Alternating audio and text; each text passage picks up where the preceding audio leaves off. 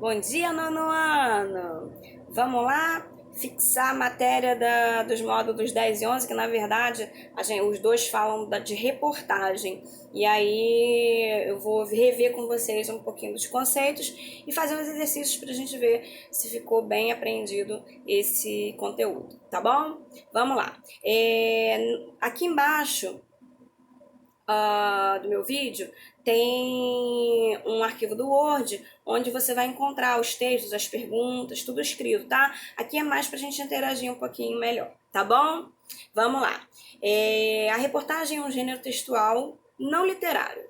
É considerado um texto jornalístico veiculado pelos meios de comunicação. Jornal, revista, televisão, internet, rádio, tá? E entre outros. O repórter é a pessoa que está incumbida de apresentar a reportagem, a qual aborda temas de sociedade em geral. A reportagem é um tipo de texto que tem o intuito de informar, ao mesmo tempo que prevê criar uma opinião nos leitores. Ela possui uma função social muito importante como formadora de opinião. A reportagem pode ser um texto expositivo, informativo, descritivo, narrativo, opinativo, tudo bem?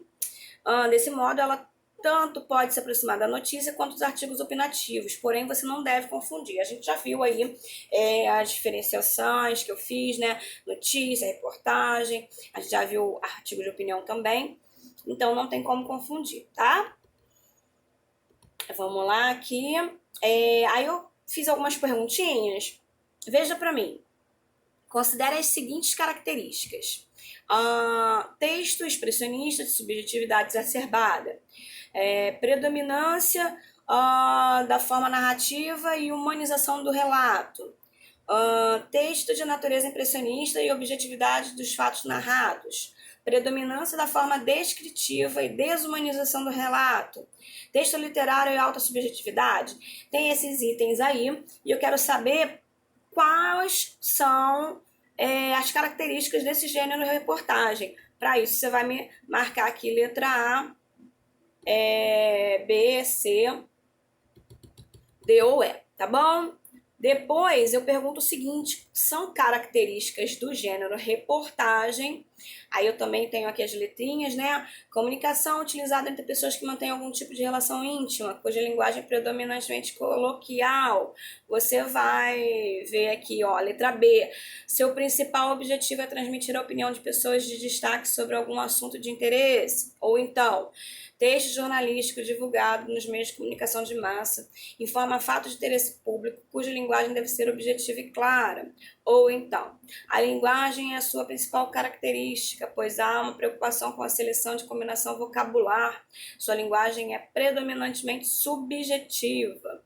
E aí, gente, o que você diria que é a resposta correta? Tcharam! Bom, eu trouxe aqui uma reportagem, claro, né? Vamos ver um texto reportagem. E eu vou ler com vocês, para vocês. Voluntários transformam tecidos usados em roupas para crianças carentes do Brasil e da África. Por falar nisso, essa época agora de pandemia, tem tido alguns supermercados, eles têm feito algum tipo de se voluntariando para poder ajudar o pessoal que está com fome, o pessoal que está com frio, que está passando dificuldade, né, por conta desse momento. Então, eu espero que você seja uma pessoa que ajuda nesse processo. Projeto existe desde 2017, já atendeu mais de 500 crianças, somando as entregas de Porto da Folha, Chapadinha e Moçambique. Aí tem aqui por Natália, Felipe, G1, Curitiba e a data. Nesse iniciozinho aqui você tem um subtítulo, você tem quem escreveu, de onde essa pessoa é, a data que fez, tá bom? Então são características, né, peculiares desse gênero aí. Depois, começando o texto. Pano, agulha e disposição.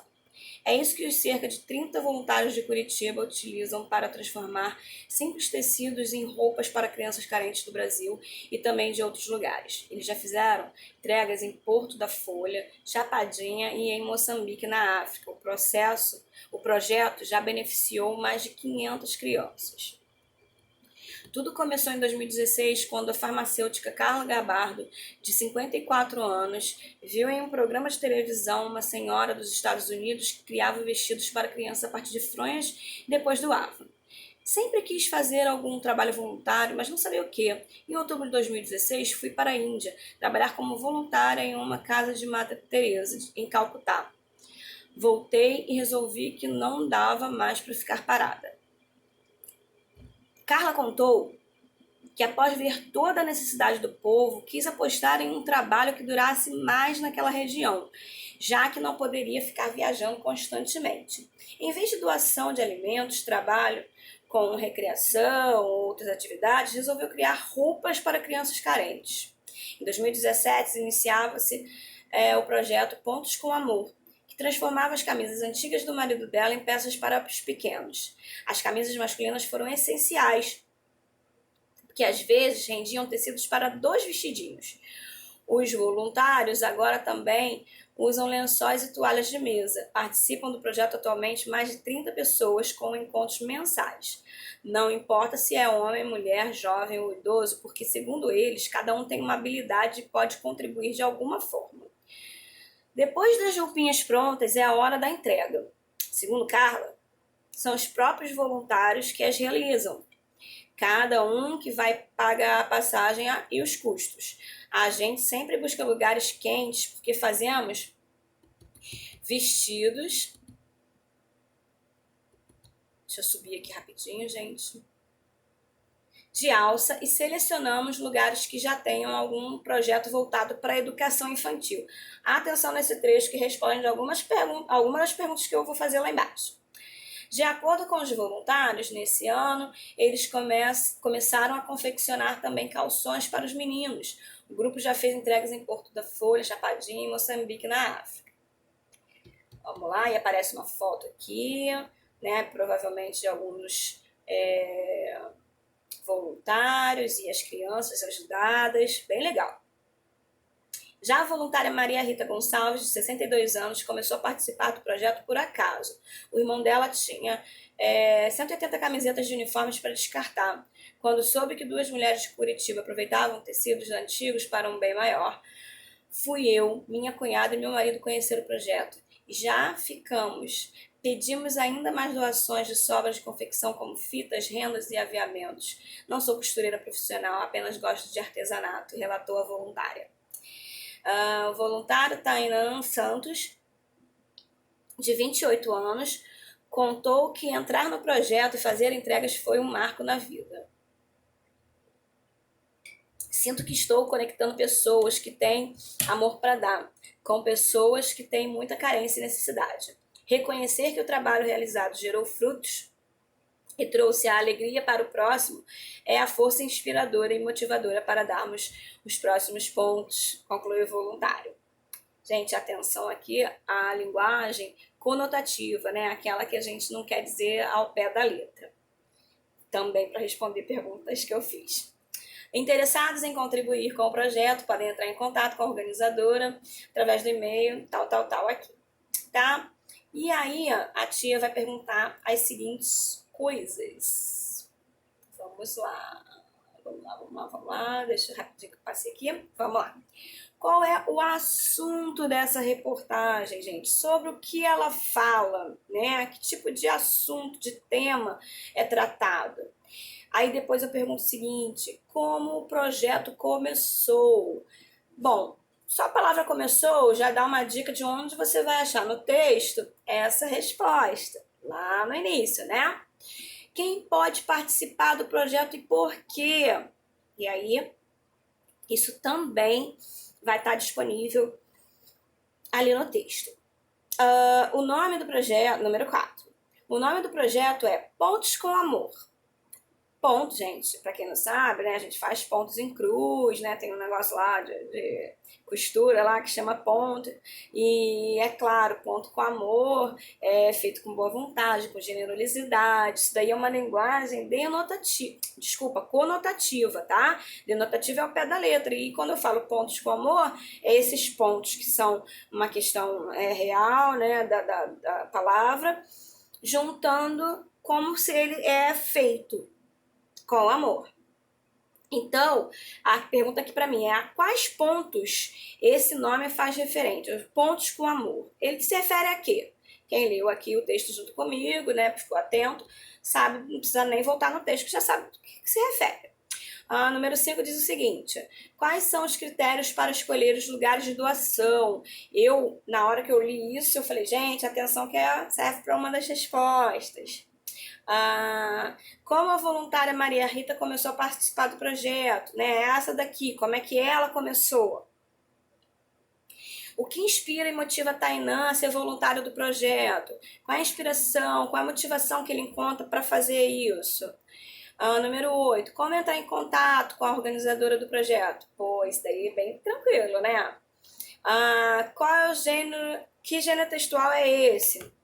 A gente está trabalhando no gênero. Qual? Tcharam! Esse é bem fácil. Vamos lá. Número 10. Como a reportagem está organizada? Como é que é a organização de uma reportagem? Como o texto se distribui? É essa a minha pergunta, tá? Onde encontramos reportagens? Para que serve uma reportagem? Isso tudo, onde você pode encontrar? Não está exatamente aqui, né? Você vê lá em cima, onde eu iniciei a aula, né, retomando pontos básicos e tal, dizendo, né, a gente pode ver isso aí. E quando e onde essa reportagem foi publicada? Isso também está bem no texto. Bem claro e objetivo, não tem como você não achar ali essas informações, tá? Depois tem o seguinte, leia. Voltei e resolvi que não dava mais para ficar parada. Reescreva a frase como se fosse mais de uma pessoa e faça a concordância necessária. Isso aí a gente vai usar um pouquinho de gramática. Por que gramática, professor? Se a gente está dando produção textual. Porque quando você produz um texto e você quer, às vezes, usar sinônimos, dizer de uma outra forma, isso faz parte, a gramática faz parte do que você diz. Então é muito importante. Então faz esse exercíciozinho aí bem tranquilo de fazer. Depois diz assim, sublinhe no texto. Aí você vai pegar e vai sublinhar. Na verdade, você pode botar entre aspas o iniciozinho e o fim, né? Porque como isso está online, não é uma folha avulsa, a menos que alguém faça isso, imprima, né? E queira fazer à mão. Aí diz assim, ó, de azul as falas de Carla, de vermelho as falas de Tainã, de verde as falas de Maria Rita. Por quê? Eu quero saber se você entende o que são falas, né? O que é um discurso direto, lembra disso? Vamos lá. Leia, número 16. De acordo com os voluntários, deixa eu beber mais uma aguinha que minha garganta tá super seca. Eu falo muito esse tempo que tá ficando um pouquinho mais frio, né? De noite, no caso, porque de dia faz calor, aí de noite faz frio, e aí a garganta da gente, quem tem alergia, costuma ficar meio baleado. Vamos lá. De acordo com os voluntários, nesse ano, eles começam a confeccionar também calções para os meninos. Aí eu pergunto na letra A, qual o significado da palavra confeccionar, né, que foi utilizado nessa frase? Então, o que é confeccionar? Se você não souber, eu acho que a maioria de vocês deve saber o que é uma confecção, né? Para que serve, o que faz. Mas se você não souber, você pode procurar no dicionário, tá bom? Pode ser o dicionário físico, que eu até prefiro. Eu acho importante você ter esse manuseio do dicionário. Mas se você não quiser, você também pode procurar na internet, tá bom? Depois eu pergunto o seguinte, que palavra poderia substituir a palavra destacada, mantendo o sentido da frase? No caso, confeccionar. E aí, se você souber aqui qual é a palavra que tem o mesmo significado, você já sabe dizer a letra A, sabe a resposta. Ou se você procurou a letra A e está fazendo a letra B, também é fácil, um responde o outro, tá? Letra C. Reescreva a frase fazendo a alteração. Se eu pusesse essa outra palavra, como ficaria, tá? E 17. As camisas masculinas foram essenciais porque às vezes rendiam tecidos para 2 vestidinhos. Então aqui eu tenho a palavra essenciais. Das palavras abaixo, letra A, qual poderia substituir alterando o sentido? Olha bem a pergunta, presta bem atenção que agora eu não estou querendo que dê o mesmo sentido, eu estou querendo alterar esse sentido. Então, qual dessas aqui não é um sinônimo no caso, né? Qual dessas aqui não faz o menor sentido? E letra B, reescreva fazendo alteração, tá? Reescreva essa frasezinha, faz a alteraçãozinha com a outra palavra. Depois, você vai para a última questão. Qual a sua opinião sobre a reportagem lida? Escrever um parágrafozinho, né? Umas 2 linhas, tá ótimo. Mas para você se posicionar, porque uma reportagem tem um pouquinho disso, né? A posição de quem está escrevendo, tá? Ele traz fatos, traz coisas, né? Para justificar muitas vezes o que ele pensa, mas traz credibilidade diante de algumas pessoas que são especialistas na área e tal, muitas vezes. Então eu quero que você me diga o que você acha disso aí. Eu espero que tenha muita humanização sua para escrever essa resposta. Um beijo grande. Até a próxima.